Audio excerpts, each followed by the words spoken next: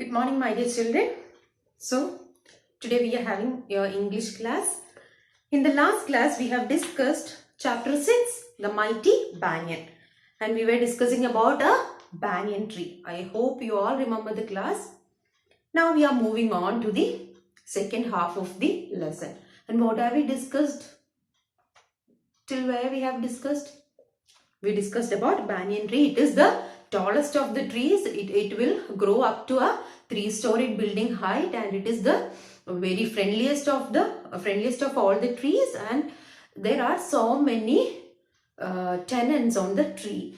Some kinds of birds, some insects, everything are there on the tree, and the tree is like a hotel that has so many families in different rooms without interfering in each other's business, like that. In this tree also, so many people, so many insects and birds and everything are living without interfering into each other. Now we are moving on to the second half of the lesson, page number 35. Hordes of them gather, sit, scold and eat on the banyan tree. Cheerful bulbuls, quarrelsome mynas, nosy and noisy crows all feast on this pretty bright red fruit. So, which is the red fruit mentioned here? It is about fig, the fig fruit. We have discussed in the last class. It is a red colored fruit, and we people don't eat fig fruit. We can't eat it. The human beings can't eat this fig fruit, but birds love these fruit. So hordes of them gather. What is hordes of them? This group of birds gather, sit, scold and eat on the banyan tree. So many birds will come and eat on this banyan tree. What? The figs. Cheerful bulbuls, quarrelsome mynas, nosy and noisy crows all feast on this pretty bright red fruit. So many mynas, bulbuls, crows, every birds will come and have this red fruit. How did the banyan get its English name? So banyan tree is a different name. And how did this tree get this name? In Hindi, it is known as bargad. So what is the Hindi name of banyan tree? It is bargad. In Malayalam as almaram. So what is the Malayalam name of banyan tree? It is almaram. So in Hindi it is bargad, Malayalam it is almaram, and in Tamil it is known as alaimaram. So in Tamil this banyan tree is known as alaimaram. In Hindi it is bargad, in Malayalam it is almaram, and in Tamil it is alaimaram. The story goes that when the English came to India, they noticed that the merchants or Banyans like to carry out their business under the spreading shade of the banyan tree. So, this merchants in the English period, when English people came to India, these merchants or the Banyans, merchants is also known as Banyans, and these Banyans like to carry out their business under the banyan tree. Under the banyan tree, they spread their business. The merchants come and sit and sell things under the banyan tree. This merchants is also known as Banyans. At first, they called it the banyan tree for banya, and later it became banyan tree.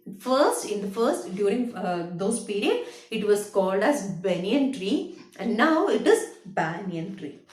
The banyan tree belongs to the fig family, and in India, all fig trees, including the people, are held to be sacred. So, banyan tree belong to the fig family in India. So, fig family and fig trees are, including the people, are held to be sacred. What is sacred? What do you mean by sacred? Sacred means holy, something that is holy, sacred. There is a banyan tree or Akshayavada which is still growing where the sacred rivers meet at the Sangam in Allahabad. Huon San, the Chinese pilgrim who came to India almost 1300 years ago, had described this tree. So in India this tree is very sacred, very holy, and this banyan tree or Akshayavada, banyan tree is also called Akshayavada. Akshayavada is growing near the sacred rivers, the holy rivers. Even now, this tree attracts millions of pilgrims and has many legends and stories written about it. So, this tree has got so many stories and legendary stories about this banyan tree.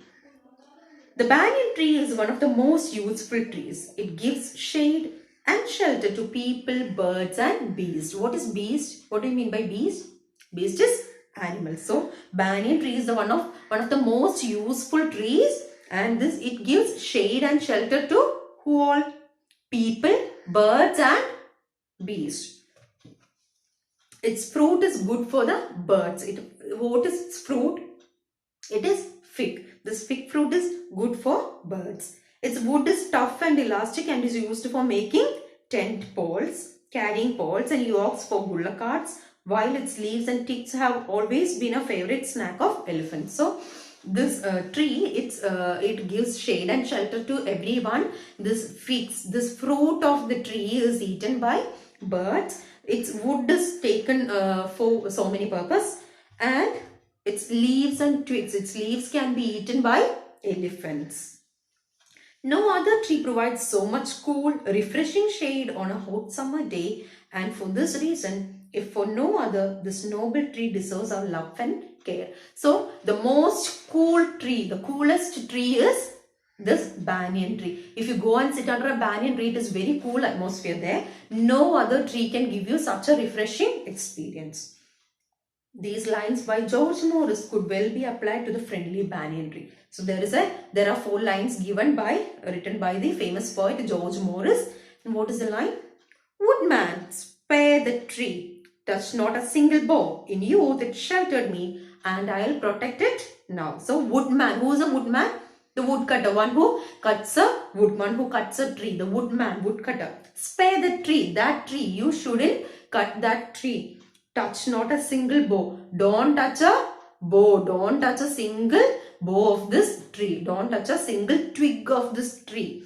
In youth it sheltered me, and I will protect it now. And in the youth time it sheltered me. It gave me shelter. It gave me shade. It helped me. So I will protect it now. Is that clear for you? Yes, I hope this is clear for you. And if you have any doubts, you can contact me. You all must join the Zoom class. Okay? Thank you.